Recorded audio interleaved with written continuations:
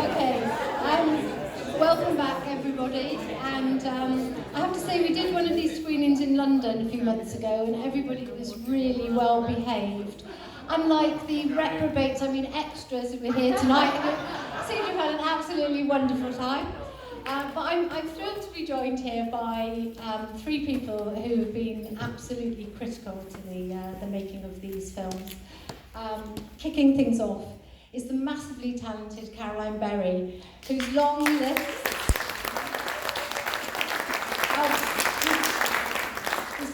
of glowing credits includes Coronation Street, Michael Sheen's The Way, and a stellar performance as terrified wife Pat opposite Keith Allen in Pembrokeshire Murders. Please give another warm welcome to Caroline Berry.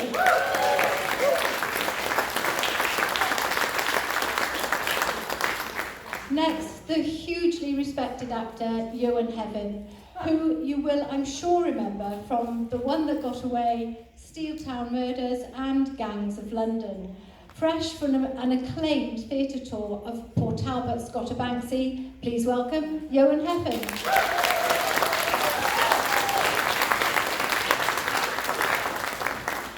And finally, quiet, unassuming Sean Tudor-Owen.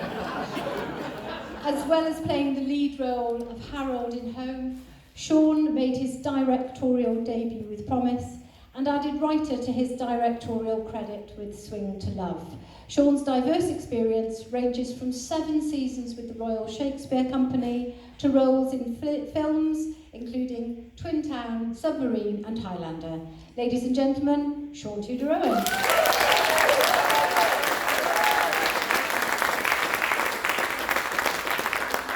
I will be coming to you in a bit for some questions, so get them ready. But to kick us off, Sean, the energy that you've put into these films has been utterly phenomenal. At the outset, what motivated you to take on this completely crazy project?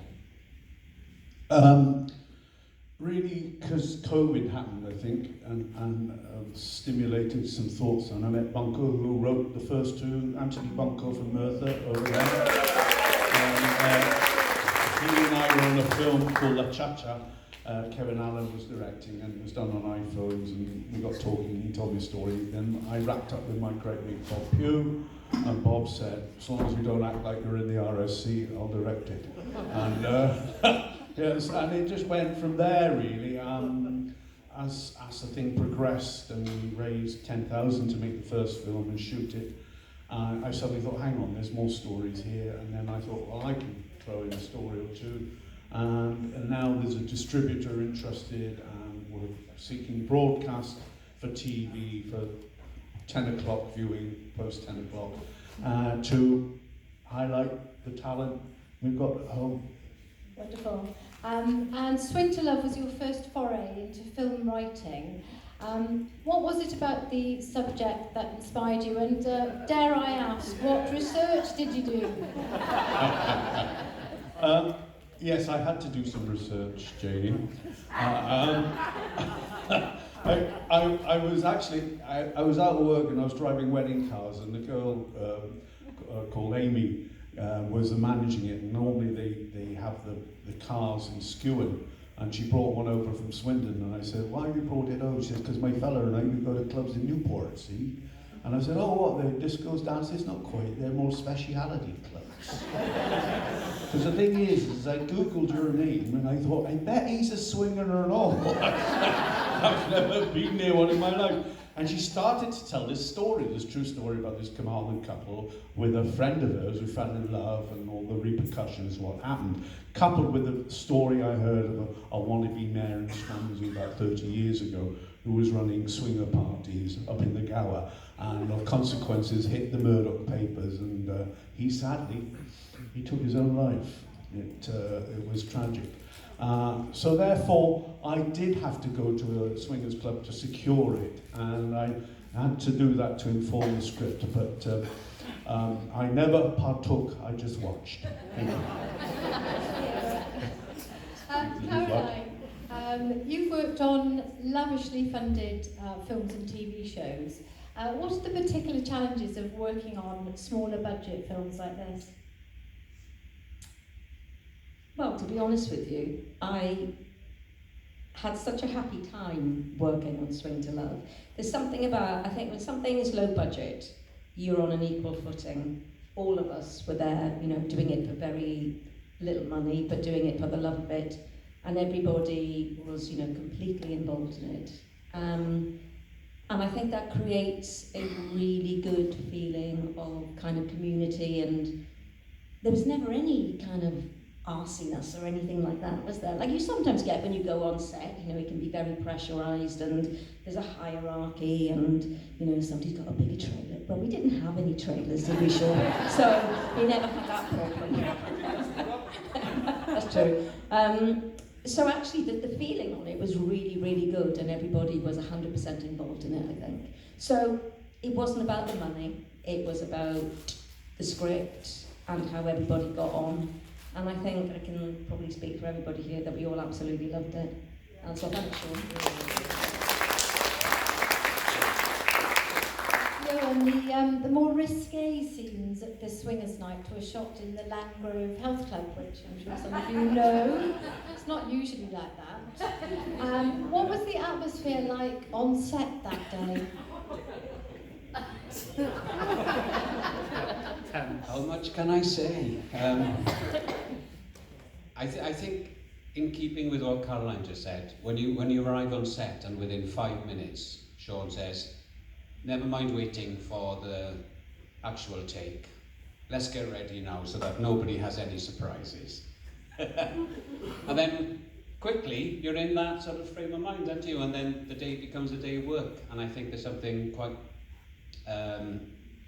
bold to go to that subject area and then try to get that sort of humanity in the story from it as well, and capture it in a way that reflects on all of us, whether you partake in those things or not, and reflection on society. And even though you get that day where something is fairly simplistic on its upper level, there's lots of complexity there as well, isn't there, about how the way we live today and how we conduct ourselves and everything else that's going on within society.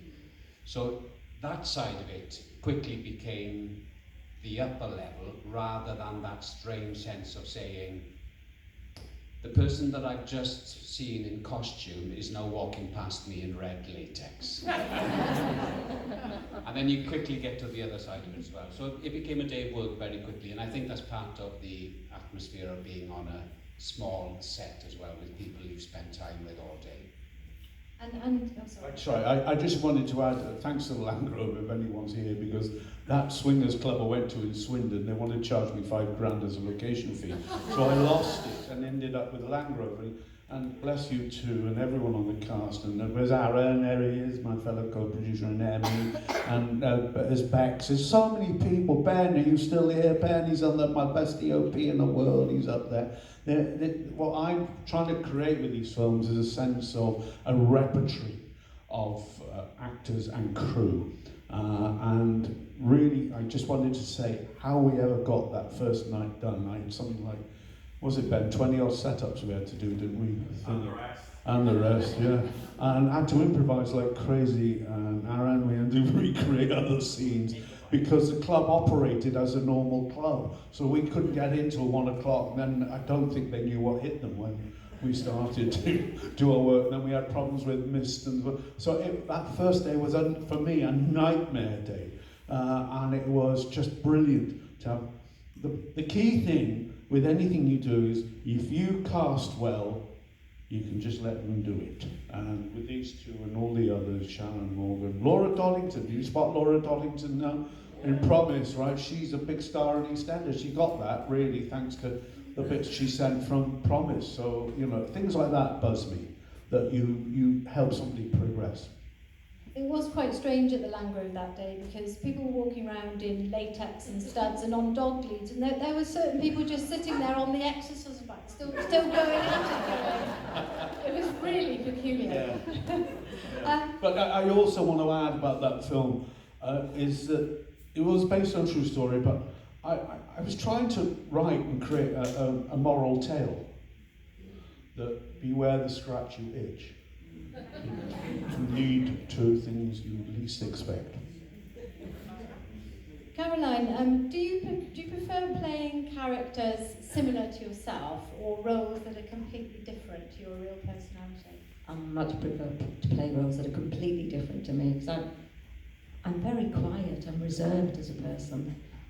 So, you know, it's actually quite dull playing people like that. So I'd much prefer to play somebody who's very, very different to me. Hopefully with a different accent as well. Always interested in doing different accents.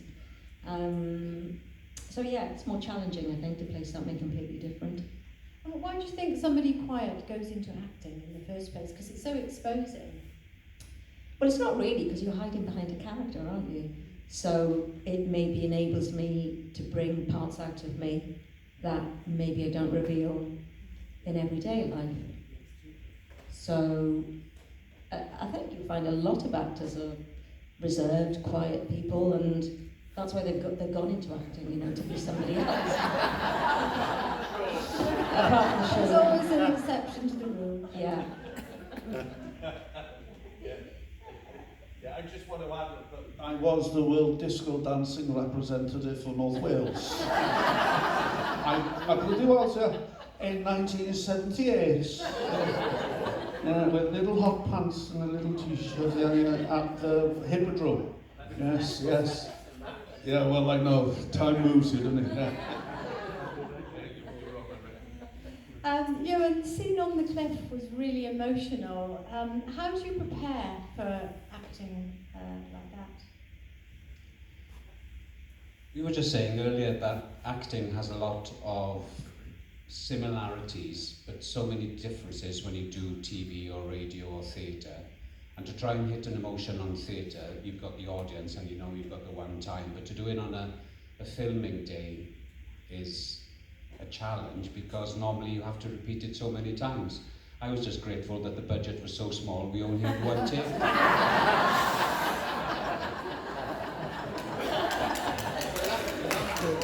That's not true. I think he did about 3 on that cliff top. Yeah. It's one for all of you. I'm sure we've got some aspiring filmmakers and actors in the audience. What advice do you have for anyone who's considering a career in the arts? Very quickly from me, I always say create content. And I think we live in a time where you can actually, anybody can, you just mentioned the technology available, that if you, instead of waiting for somebody else, if you do something, it gives your imprint, it gives your ambition, your style and intent right at the very beginning. Just keep believing in yourself, and somehow or other make sure that you make people believe in you when you do it, and listen like crazy, and don't let AI kill you off. We've got to fight that one off big time, because that's a real worry.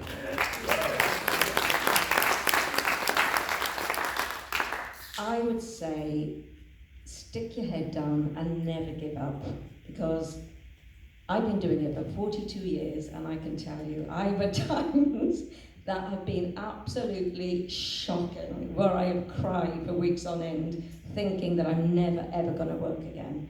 And you stick your head down and you carry on, and then one day something happens, you get a job and suddenly you're back on the path again. Yeah, you have to be very tenacious and thick-skinned, and as you said, you have to believe in yourself, because when it's bad, it can be bloody awful, let me tell you. Yeah. And you've never had that moment where you almost walked away from it and did something else? No, I haven't, but that's simply because I'm not trained to do anything else. So this is the only thing I can do, so I have to do this. And also, I don't have anybody else supporting me, because I'm never married, I don't have family. So there's only me, supporting me. So I've really, really stuck at it. And of course, it is harder for women as well. It gets a lot harder, because women over 50, we become invisible as we get older. And, there's like the token next door neighbour or the grandma.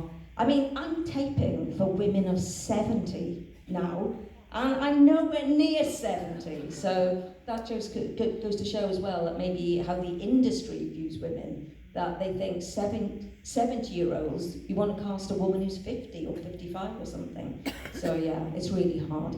Never give up. To anybody who wants to go into it, never give up. Sean, have you ever had that moment where you almost walked away? Yeah, I was pretty good at golf when I was younger, and I was John Webb, I'll play with you in the morning. Would you bear witness for me? 87 years of age, John Webb, in his little outfit. What a golfer he is.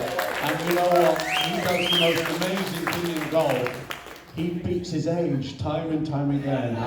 I want to be John Webb. That's my ambition. No, I was offered to turn PGA. I just played Mozart and Amadeus, and I thought I was going to be a big star, so I said no to it.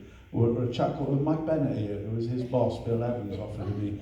And yeah, that was my one chance to get out and try that. But I'd only end up selling Mars bars and giving lessons, you know, winning the odd thing. But no, I've, you know, I see my lovely friend Louise Gold over there. Goes away, Louise, appears in the films. And Louise, you know, she's an inspiration to me too, because, you know, she's the leading lady of the Muppets. She's the only female member of it. She's still at it, playing Custard at the moment in Stockport. And you know, she's forever doing these and sings like a diva and does it. And I won't give your age away, but she doesn't stop. She keeps at it, and that means you work at self-tapes, you keep going. And so what's been great about this whole project is to surround yourself with Heather. If Heather Cooper's here, so many people who just support this and want to be involved, and that gives me the buzz to keep going. And Noel, have you been equally tenacious? Yeah, you never anticipate what's going to come next, and I think the worst thing you can do is wait, isn't it? If you're just waiting for something, you either create or get on and do something else. And I think we have a different industry for some reason. If we don't work for a while, everyone assumes you've given up. And that doesn't happen in any other industry. And even if we have times in our lives where you do something else for a bit, they say, oh, you're not doing that anymore. But that's the nature of it. The practical reality is we all do other things, and we benefit from them, and then we feed it back in. And it's probably a good time now to ask the audience, do you have any questions? Can I ask, obviously, is the microphone coming? I'm quite loud by myself. I'll do it by myself, it's fine. So, no, I mean, the Welsh thread through all of those films is really strong, really powerful, and I love it, and I'm totally here for that. I just wanted to ask about the fact that we live in a country that is all about, well, I live in a country and we're in a country right now, all about myths and the oral storytelling and all of this kind of stuff. Do you think we kind of have a bit more of a license to be a bit more mad, a bit more crazy, and stretch things further because of where we're from and what this country represents? So I'll go first because I've got this. Absolutely. And I think we don't do enough of it. Speaking as somebody who's always playing grumpy detectives, judges, lawyers, and that sort of stuff, we're very good at that sort of detective genre generally, but what about all the other stories? What about all the other crazy stuff? Anybody can do a detective story from any country, and it becomes part of that mainstream thing. Yes, exactly, with a little bit of a difference, the landscape. But why don't we go back to do the big things, the original things, the Welsh things that has that humour and the pathos, and I think that's very different to anything else. Yeah. It'd be great that the politics involved and the people with the lack of imagination, and Wales gets the tiny bit of the cake, so they fight over the cake. And you know, we do have storytelling traditions, rather like the art of the Shonachie, who'd go around and tell these tales and so forth. I mean, you know, with what I'm trying to do with these films is I'm trying to tap into that with a more contemporary take, obviously. But no, absolutely, you're quite right, and it's just a question of its budgets, money, and imagination. Yeah, I suppose it's about vision and ambition as well, isn't it? As you said, you know, funding, you need the money to be able to make those big projects, and it's really tough at the moment, I think, isn't it? You know, I think, especially since, you know, we've had COVID and we had the strike in America, which really affected things being made, and so yeah, I think it's a difficult time. But ideally, yeah, we could be bigger, bolder, brasher, yeah. I just want to add, my greatest disappointment is that through some official bodies and so forth, the funding for these 3 films have primarily come from some wealthy friends in England, not in Wales. And I have to go into London, do all the to get the money, play golf and blow smoke. And that's the hardest gig of this, is raising the funding. And some great friends here are supported in so many ways. That fine actor Francis Jones, where is he? There he is, there he is. Yes, it takes a KC to know real acting. Yeah, there he is. People like that, you know, and John, and people have come through at home. But when you go through the official channels, it's very frustrating, particularly when you're older. So I'll end on that. I'm getting a bit political now. Do we have any other questions from the audience? What's next in the pipeline? I've got a script I think I'm really onto at the moment. It's set in the Usk area, and it's called Painters by Day, Poachers by Night. And it's a true story told to me about these painter decorators who got involved with Lord and Lady Usk and started to go beyond the odd sheep and the odd trout and the odd salmon and becomes industrial. And that's what I'm working on. And I've got another script set in Liverpool about the FA Cup, and that's another one. So I've got a few bubbling, but I do want to, I'm kind of done with these 3 now to push for broadcast. Bunko, you know this, don't you? So I'm knocking on the doors to go to these events where hopefully somebody will go, hey, come on, let's make another 12 of these. But I feel like this is now the calling card. Joke. You have to make compromises, presumably taking the budget. Is there anything that didn't make it into the script that you really regret? Yeah, in Swing to Love, we talked about, you know, the nightmare of that first night, and there are at least 3 scenes missing.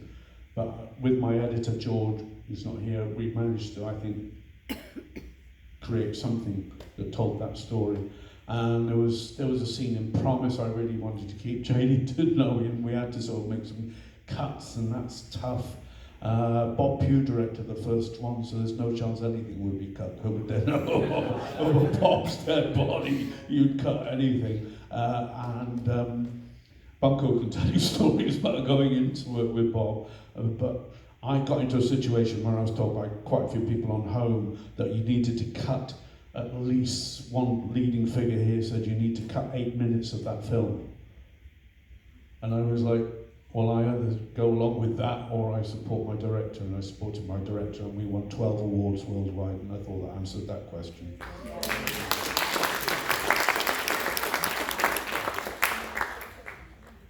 Any more questions? Tracy? Well, I've got a question to say that I've never worked in the creative industry, but the camaraderie on set for Swing to Love was absolutely incredible. Thank you, Sean, for including me in that. You're brilliant. Fantastic, so thank you. You're on the next one. Fiona? Hello. Thanks for tonight. It was really, really brilliant. Really enjoyed. But it has shown me actually you're quite multi-talented. So, what role do you prefer to be? Would you prefer to be the writer, the producer, the director, or the actor? What's your favourite? Well, I've just finished a play on Saturday in Hampstead with Richard Harrington and some other folks about conmen and poker players. And it was lovely, it was great to get back in that, but I do recall at the end of the first week of rehearsal realising I had no power. I couldn't control anything, and I had to listen to Jonathan going, no, don't do that, oh no, stop it. And as an actor, you just have to quickly become, you know, the pawn in the chess game.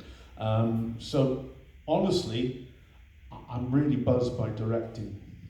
I feel I could go on and direct an episode of Casualty like that, or something like that. I just feel I've got that because we've absorbed between the three for so many years. It's all those years of experience, isn't it, that you've learned when you go into a set and watching, and all of those things that now you've got within you to do that. Yeah. And instinctively as an actor, I always think an actor who directs is always a brilliant director because they know exactly how actors feel. And they tend to treat them really well, I think. What do you think,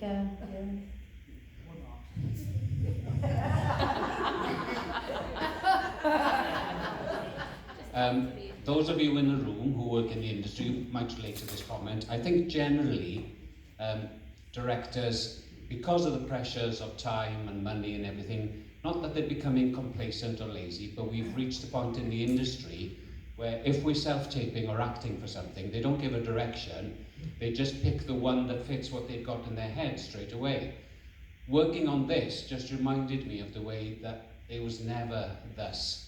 And I think to have somebody who works with that actor brain, giving you little thoughts, little prods, taking you in a direction was so refreshing, because it doesn't happen very often. And Sean was absolutely brilliant with it, in just giving you the little bit of what we could do within that time. And normally, the other thing with the overriding machine and the logistics of filming today, it doesn't give you that opportunity.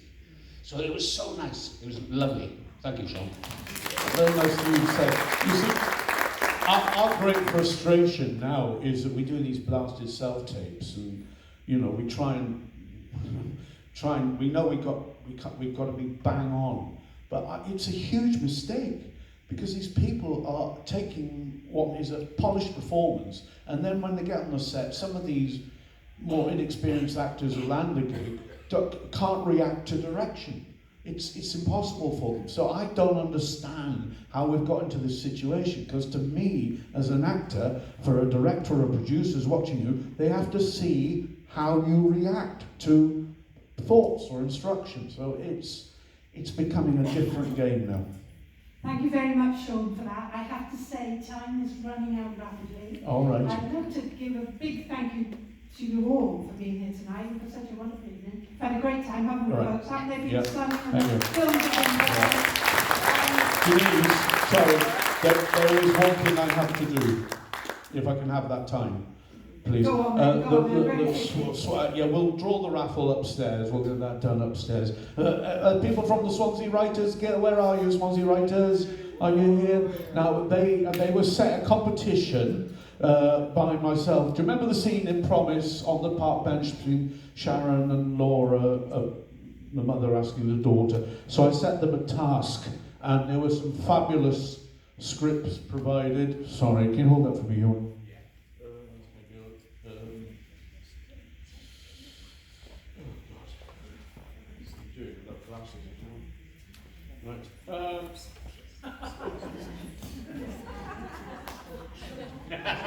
Okay. Contingency. Joel Sprock, is Joel here? Joel, very dark, deserves a mention. Michael Vanner for Honor, is Michael here?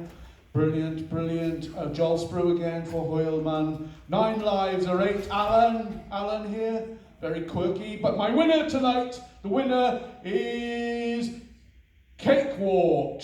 Cakewalk, very, very filmic, simplistic, personal, right to the character. Dave Worrell. Is Dave Worrell here?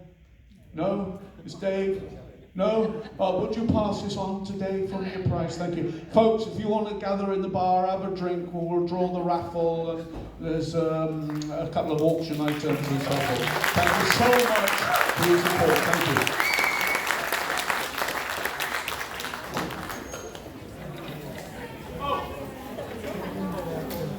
Sorry, one more thing.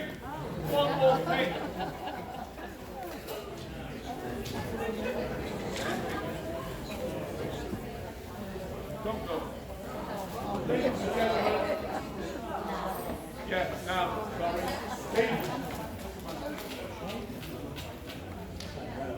Ellie, are you here? Come up here. You can't do this on your own, you have to have help. And young Ellie is starting out on her, she's a union, in Cardiff, a union at the moment. Thank you, Aaron, you got that? Yeah. And Ellie, thank you so much for everything. JD Bye, my cohort, my prop, my admin, everything.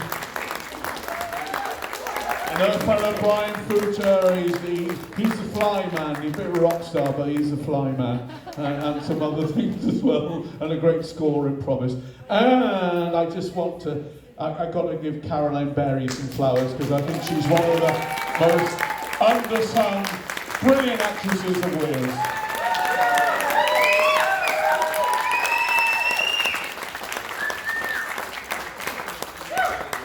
And anyway, we'll be in the bar doing some other things as well. Thank you so much, folks. Thanks.